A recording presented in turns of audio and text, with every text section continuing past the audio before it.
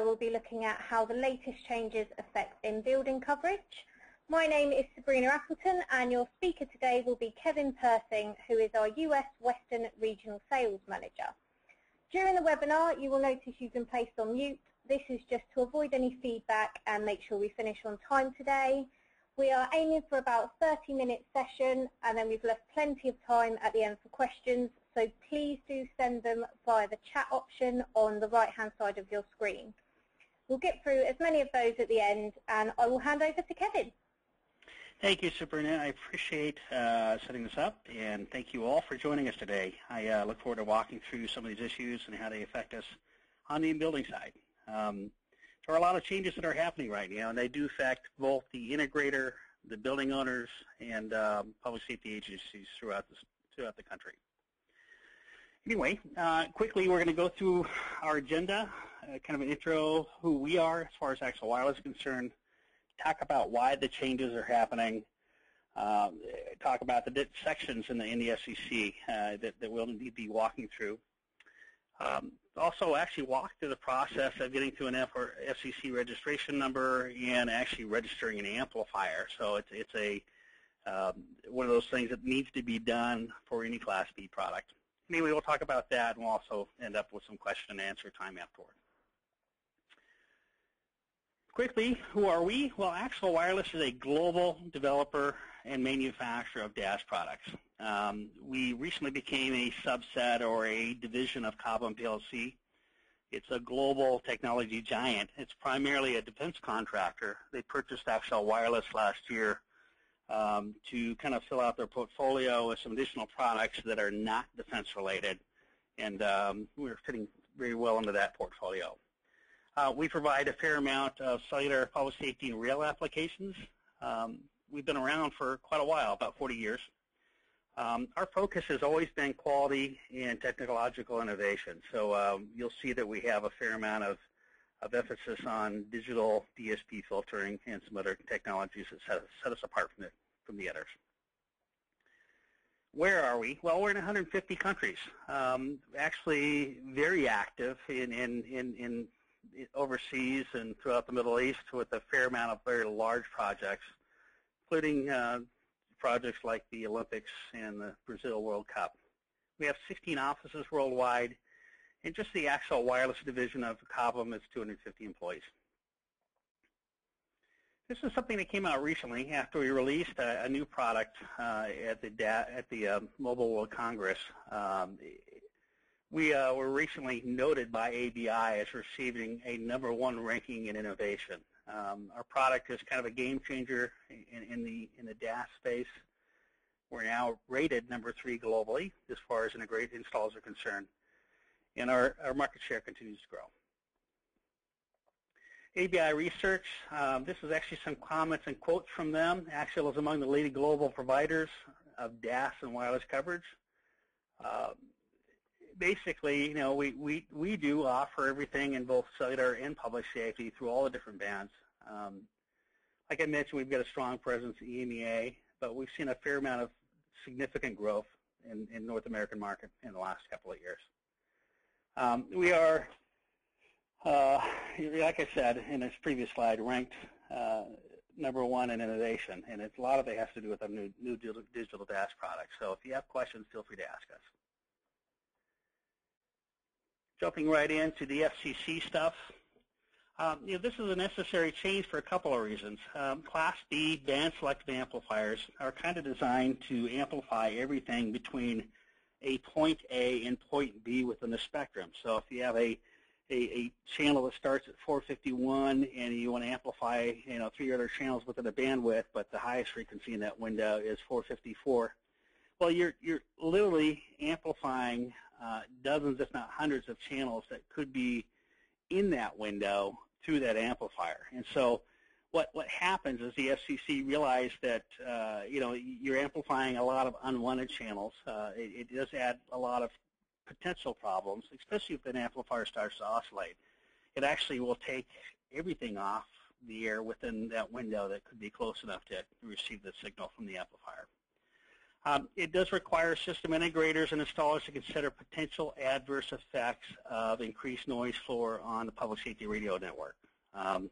This is public safety radio. It also includes land mobile radio. Both public safety and land mobile radio users share the same spectrum in UHF and VHF, so it does provide some additional challenges with that.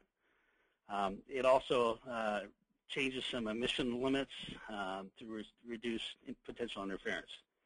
One of the main reasons why this is happening is fire code is being enforced across the country now. There's a requirement to install many of these amplifiers to support public safety radio in building coverage. And so with that emphasis, there's a deep concern that these installations could have a negative or adverse impact on the macro network.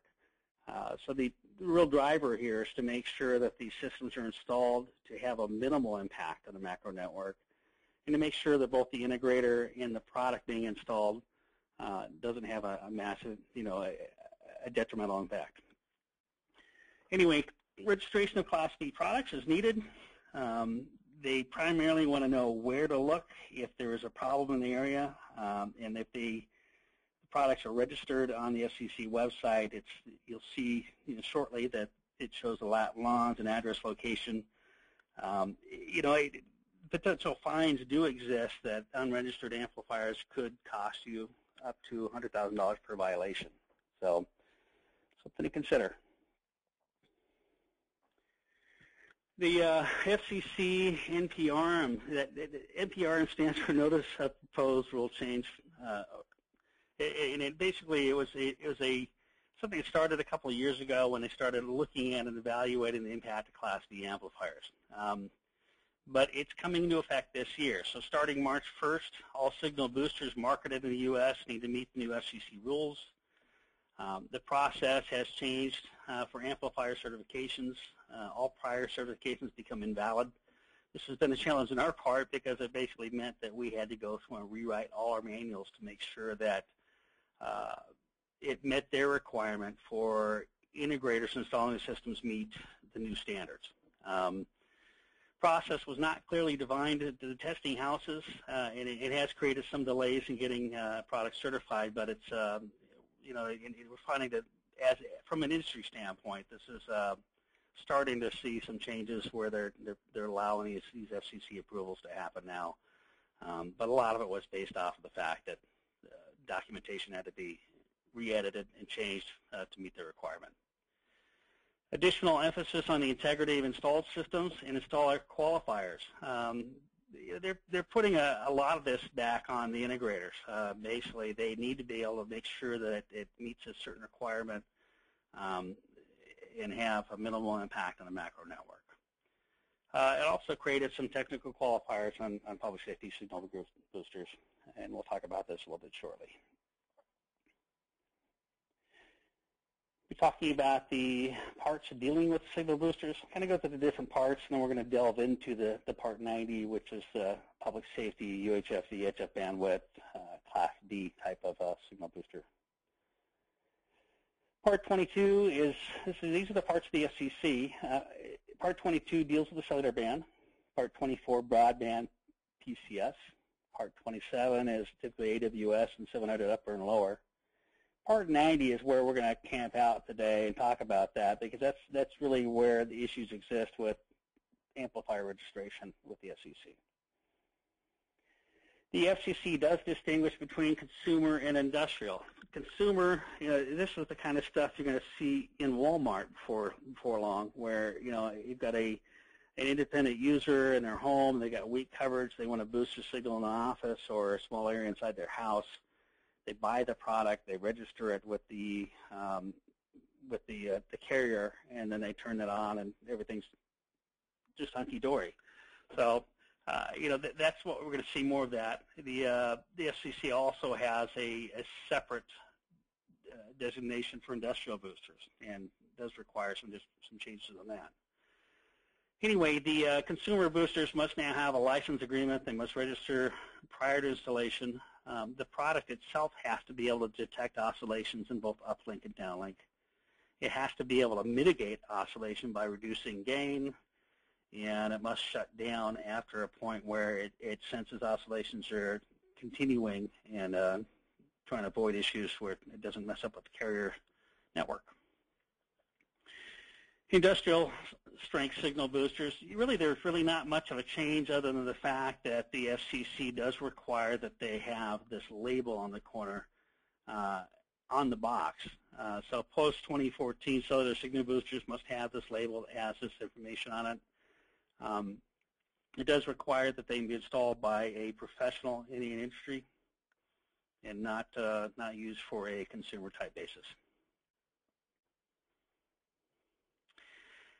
Now we're getting into Part 90.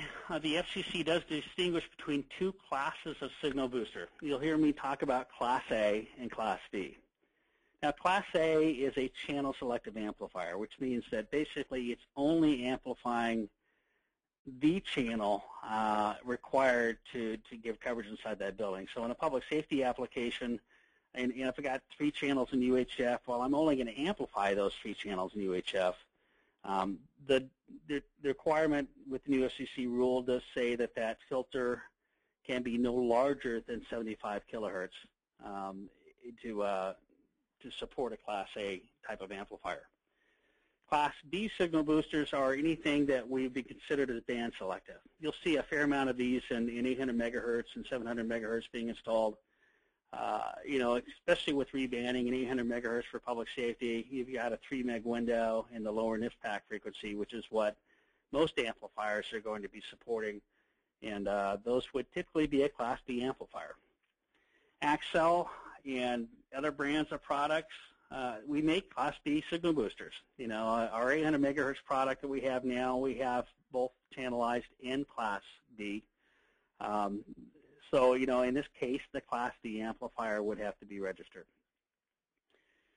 Axcel digital repeaters can be Class A or Class B. We have channelized amplifiers that, in some cases, it makes more sense for us to pass 3 or 4 channels through a single filter and make it wider than 75 kilohertz. And so in that case, that amplifier would change from becoming a Class A amplifier to now a Class B amplifier, and would require that it gets registered. In some ways, it offers the integrator some flexibility to channelize on some channels and widen up the filter to support multiple channels to another one. If there are interference issues, that might be a way of actually handling that type of install at that location. Most of Axcel VHF and UHF is Class A. From our standpoint, we feel like it's the most effective way to actually bring coverage into a building. It does mitigate or lower the impact on the macro environment because we have a way of actually setting a close threshold level on our DSP filters. So the amplifier doesn't present any uplink until there's an actual on-frequency transmission coming from inside the building to an indoor antenna.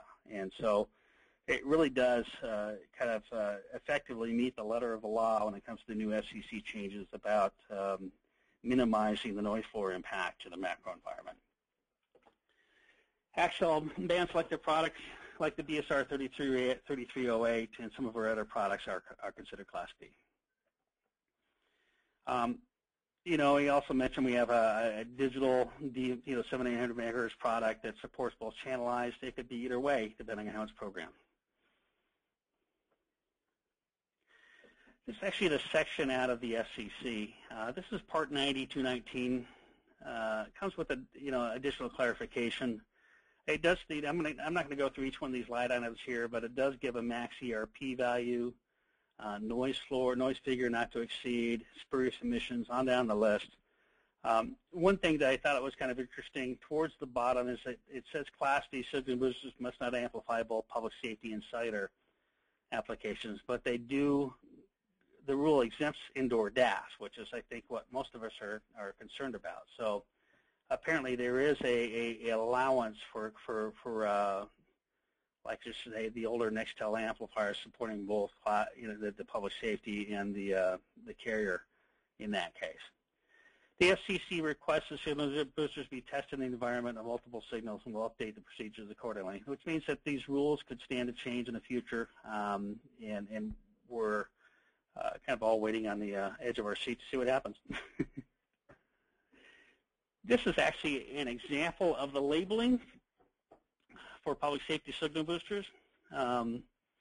This actually needs to be on the actual amplifier itself, and it does give, the actual login for the FCC signal booster registration on the label itself.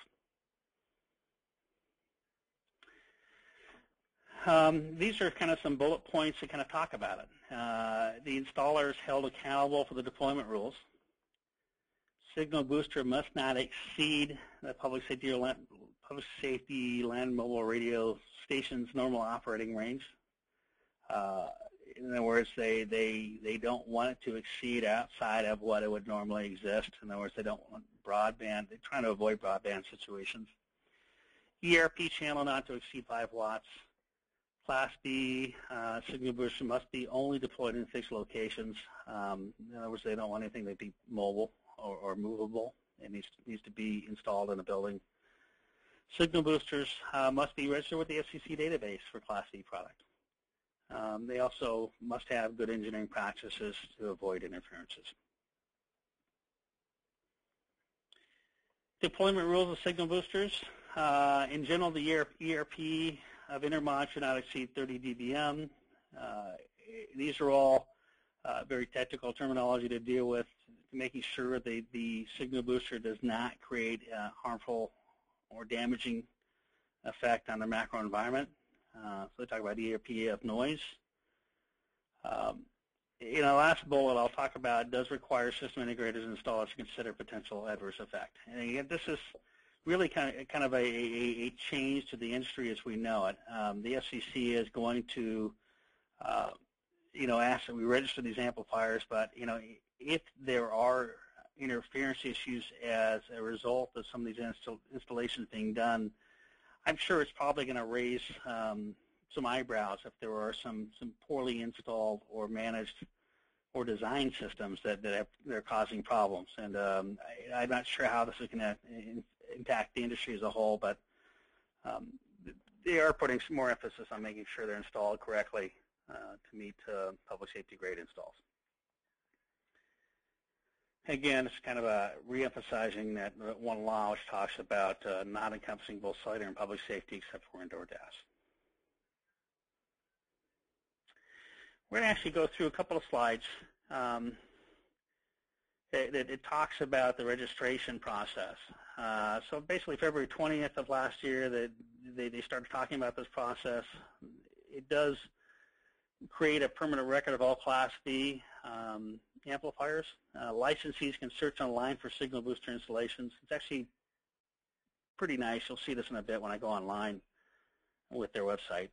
Licenses and signal booster operators are required to register existing Class B by November of this year. So if you have installed or if you're going to install a Class B amplifier, this needs to be done by the integrator or the public safety agency if they're self-installing before the end of the year. If they have a list of installed signal boosters, it's best to actually, just go online, and we'll see in a bit with the process that they just really need an address to determine what the launch is. And then you fill in a few more, blanks and then click the register button, and you're done. And it will actually create the documents that are more of a national database of where these exist. After November 1st of 2014, unregistered Class B signal boosters could be subject to enforcement action. Now, I will say I did call the FCC and try and get a little bit of information about what this is. And this is one of those questions I'm sure that some of you have. I did. How is that going to happen? Right now, I don't know. I can make some assumptions about how I believe that it's going to happen, and we'll talk about that a little bit later on. Any Class B signal booster installed after November 1st must be registered prior to operation. So that's something to think about if you're going to be installing anything soon. Here's actually the website to register your FRN number. FRN is a number that you need to have. Most public safety agencies already have that because they have FCC licenses in place, and so they've got an FRN number with the FCC. They do allow you to register private entities. I did one for Axel Wireless, and I'll go through some slides in a little bit here. Basically, you can register yourself and then start the process of registering amplifiers. It's not difficult to do.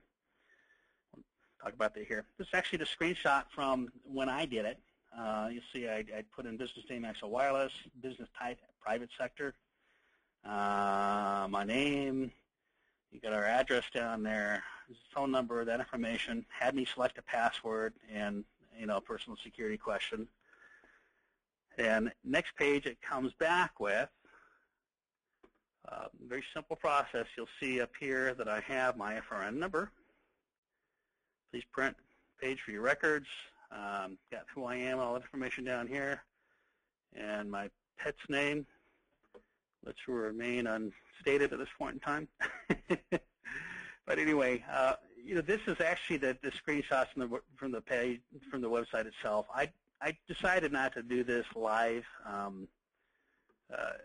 I could say that sometimes when I'm under pressure, my typing isn't all that good, and I'm misspelling things, trying to input it on a website, so it becomes kind of an issue. Anyway, this is actually the link for the registration site, and we're actually going to be going through that in a second here. This actually takes you right to where you register. It does ask you that you enter your FRN number and password, and we will go to that right now. Stand by a second here.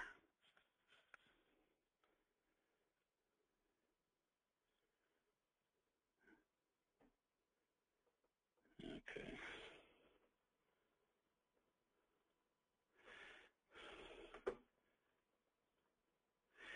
This is actually the page for the FCC, and you can see over here on the map they show you the last registered amplifier.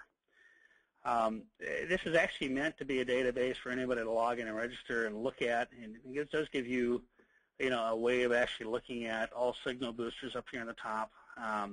See who registered them, when they were registered, the address of where they were registered at.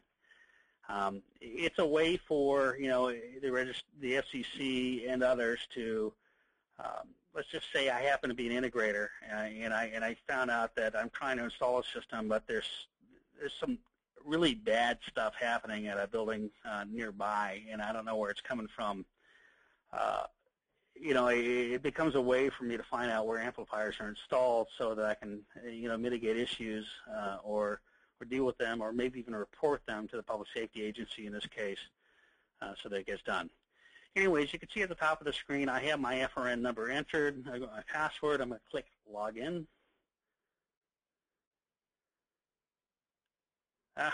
It took too long. Okay. Hang on. And log in again. There we are. Now, actually what it's doing now is giving me the chance to register an amplifier. And first line that I'm looking at, I think that most folks aren't going to know what the lat and longe are. So they're going to want to fill in this information directly themselves.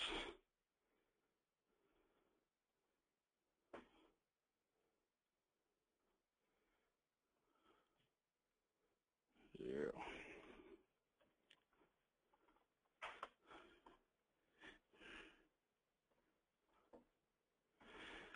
Okay. Type in the city, state. I do have to say I'm surprised how well the FCC put this together. They did make it very easy to get this stuff done. Basically, address, city, state, get lat longe. It automatically pulled up a map on the right, and you can see at the top of the screen that it filled in the lat and longe. And now it's asking for information about the site, what frequency ranges we're dealing with, and it's asking for company name. In my case, if I were an integrator, I'd fill this information out. contact information, who it might be, and maybe in the services side of your business that needs to be contacted if there is an issue with the amplifier, and a title and signature. One thing I would do under where it says location description, optional, if I'm an integrator and I'm trying to make any issues that could come up with the FCC, it's describe the actual physical location where the amplifier is in the building. Third floor, building 203, telecom closet. Anything you could do to make the potential of an oscillating amplifier understood, how to actually get to that amplifier in case it becomes an issue, is helpful. It's helpful for the industry as a whole. So it's one thing I would consider.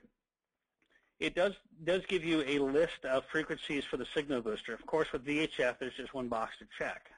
When it comes to UHF, we've got 450 to 470 if your band is within that window. If you've got one that goes much wider than that, 450 to 512. You've got a 470 to 512 combination. Then you've got, of course, the 700 megahertz and 800 megahertz boxes to check. And then you've got the higher frequencies as well. It's going to ask for a call sign number. So if you're re-amplifying a public safety agency, their signals, the information to be able to get the call sign of the public safety agencies you're working with is going to be obtainable pretty easily on radioreference.com.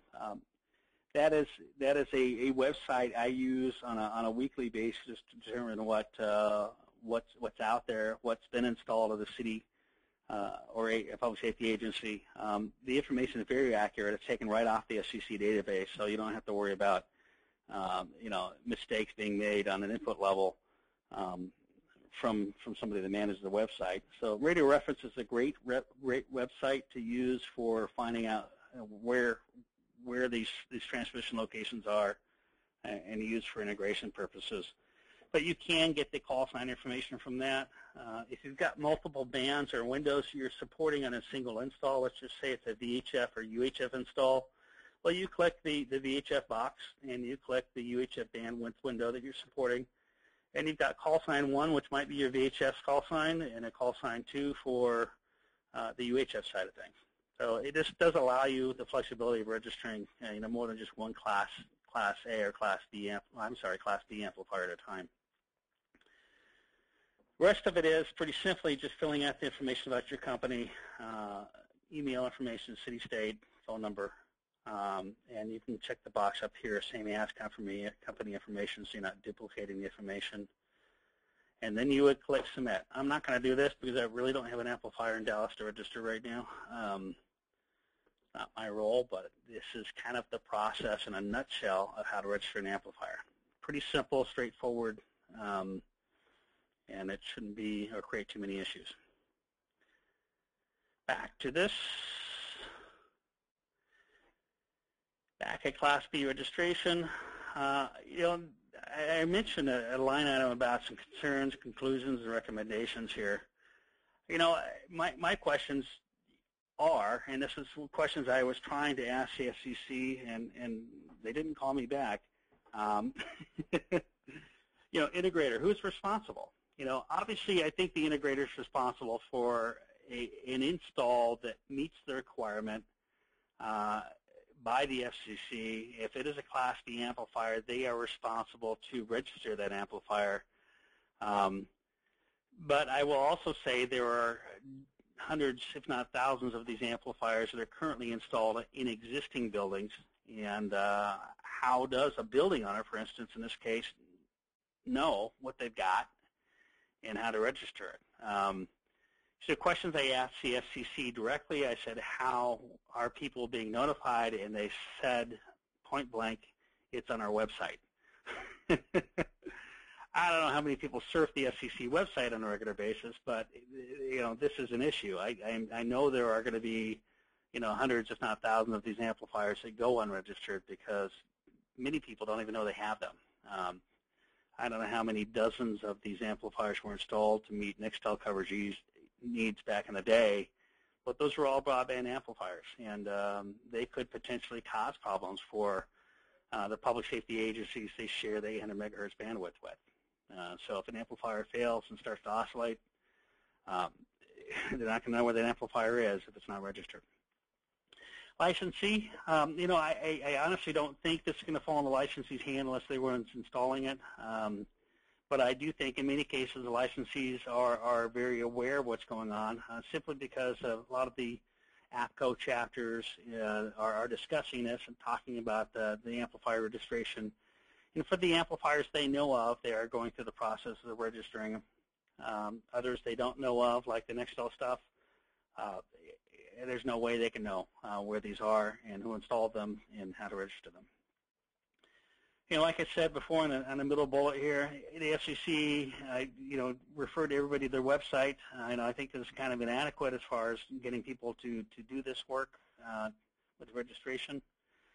The enforcement, post November 2014, when and how, I don't have a specific answer for that either. I couldn't get a call back from the enforcement division. They just tried to push me off to somebody else.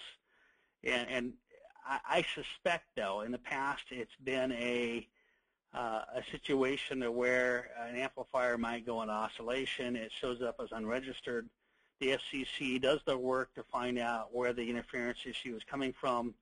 They find the building, they find the building owner, they say turn off that amplifier or face fines, and most times the building owners are going to comply. But I will say, that it's more of a when a problem exists that they actually pursue it and enforce it. I don't think there's going to be a real way to actually go through and make sure that all these are being registered. Cellular signal boosters, we're going to talk about the rules for cellular signal boosters are significantly changed. Industrial boosters, our product, the actual product, must attach the proper labels. Installers need to confirm compliance. Part 90, which is anything in the public safety bandwidth or in land mobile radio, so that could be casinos, plumbers, whatever else who happens to be using the Part 90 bandwidth. They must register all Class D amplifiers by 2014 or face potential fines of up to $100,000 per location. And to make sure that all signal boosters installed after January 2014 meet the labeling requirements, which Axwell has done that already. This is the point in time where we can talk about questions. You've got my contact information or email down there. If you have any questions you'd like to ask me after the fact, please feel free to do so. And I'll let Sabrina chime in here with questions she's received online. Thanks, Kevin, and thanks everyone for listening. We've had a few come through, so I will crack on. Can the uplink gain be set on an actual repeater in the factory or in the field? Both. Uplink gain levels can be set in the field. With our product, it's all web GUI based, so you would log on to it, set the uplink gain levels, and you can manage that per channel. So if you've got, for instance, 3 channels, 2 of them are coming from one side, another channel is coming from another side that might be further away, and you wanted to set the uplink gain so that you can actually set the uplink gain values higher for the one that's further away so that you're not having an issue with that. That's great, thank you. We've had a question coming from Mitchell. Is it only public safety BDAs that need to be registered? No, actually, it's anything in Part 90. Part 90 covers both public safety and commercial bandwidth. So, there are, with the UHF and VHF, the band is commingled. You could have, 3 public safety channels with a plumbing company, a casino, just say, a guy that does tree work or tree service work, all in the same spectrum, and they could be close enough to where they can interfere with each other. So it does cover everything in the 450, 150, 700, 800 meg public safety bandwidths as well as commercial services. It's just followed up. So does this mean that carrier BDAs are exempt? Carrier BDAs, such as like AT&T, Verizon, the only thing that really needs to be changed is the labeling on the amplifiers themselves. So the product being delivered from us has to have the labels on the amplifier saying it is a commercial grade product. It needs to be installed by a professional. There are no changes to the amplifiers or how it's deployed, other than the fact the labeling needs to be there. We've got a few more questions coming in, so do please continue to post them. Question from Paul: do you have to post the registration on site, like the FCC license? It probably, that's actually a really good question, because, I think it actually could provide some additional validation. I think, a lot of times inside the cabinet or on the box itself, there's room to, in many cases, we'll put a manual for the product inside the amplifier cabinet. It's a great, I think it would be a great idea to go through the registration process, print off that registration, include that in the documentation for your closeout, as well as inside the BDA cabinet itself. So you've got record of that, so does the building owner, in case somebody comes by, the registration is listed right inside the amplifier. But that's a great one. I think that's something to consider doing on all Class B installs. Make sure that's done. Make sure that if you've got as-built you're delivering to the building owner afterward, that registration is part of the documentation included with that. Thanks, Kevin. A question from Greg: how are large commercial installations affected that are only for cellular frequencies? Large commercial installations, cellular providers own their frequencies, and they will typically always ask that, before any system is installed, that it's coordinated with them. That hasn't changed. The cellular operators are still going to want to see any installation that could have potential impact on their macro network being coordinated through them. As many of us know, that some of the carriers are less likely to let you take signal off the air than others might be. So you may find in the process trying to coordinate with some of these carriers that they're going to tell you right off the bat, no, we don't want you using an off-air amplifier. You have to use either a BTS or a small cell to light up your DAS, and that's what we're going to permit you to do. So, I don't think anything has really changed from that perspective. The off-air amplifiers that are being used need to meet the labeling requirements by the FCC, but the other aspects of a cellular integration for commercial jobs are still the same. The carriers are pretty much in charge. They can tell you what you can and can't do, and they can make your lives miserable if you don't comply. Thank you. A question from Bill: if the repeater is part 90 and a part of a DAS, does it still need to be registered? If it's part 90 and it is Class B or broadband, again, to define what broadband is, it's not channelized. So if the repeater is broadcasting a block of channels in the intermegahertz spectrum, or let's just say it's a UHF or VHF BDA that amplifiers between 141 and 143 in the VHF spectrum, that is a Class B amplifier and has to be registered. So anything Class B has to be registered with the FCC. Thanks. And one final question from, oh no, we've had some more come in. A question from Troy in Denver, Colorado. We are new to the cellular market. How do we become an improved installer with the major carriers? That's not really a question that applies to this. It is it's a fairly long process, and I will say that each carrier has a different list of requirements, and probably needs to be discussed with the carriers in your area. They typically have a list of 4 or 5 carriers in any one given market that are approved carrier integrators, and they farm out their business to those integrators on a regular basis. As far as the process to get there, I'd say it probably varies widely between one carrier to the next carrier. It's something that I've been focused primarily on public safety and Part 90 related issues with this, and as far as speaking how to actually become a carrier integrator, it's a little bit removed from my understanding how to do that, but I realize that it is something that's going to be different from one carrier to the next. Thanks, Kevin. A two-part question from Paul. Are fibre repeaters Class B, and do inline amplifiers need to be registered? Question is, fiber, no, anything that is not off-air related doesn't have to be registered, because typically let's just say the fiber head end. So if you've got a Class B amplifier feeding the fiber head end, yes, that Class B amplifier feeding the fiber head end needs to be registered. The fiber DAS itself does not, because it's only re-amplifying or basically supporting the signal that's being fed into it. So if you've got a channelized signal being fed into your fiber DAS, you don't have to register anything. If you've got a Class B amplifier that is feeding your fiber head end, that amplifier would have to be registered. The fiber DAS itself does not do anything other than support what's coming out of the head end amplifier. The second question, Sabrina, could you review that one again? That was, do inline amplifiers need to be registered?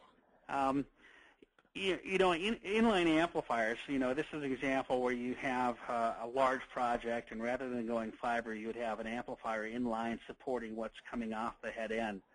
That's a good question, because typically inline amplifiers are Class B amplifiers. They're going to be designed to support whatever's being pushed through the coax feeding it to support what's down the line of that. So I would think that inline amplifiers, being that they are Class B, even if they're fed with a Class A amplifier at the head end or at the off-air amplifier, should probably be registered. I don't think that was directly mentioned in the FCC, but being that it is a Class B inline amplifier, I would say it's safe to register than it would be not to.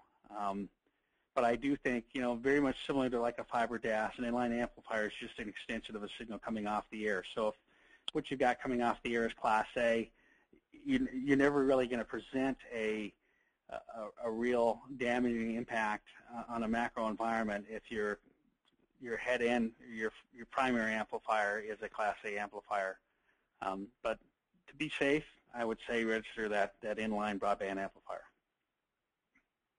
That's great. Thanks, Kevin, and thank you everyone for your questions. In the interest of time, there are a few that we haven't gone through, but rest assured I will pass these on to Kevin and he will get back to you. If you do want to contact us with any further questions, Kevin's details are on the slide, or feel free to respond to any of my emails and I can pass them on to him.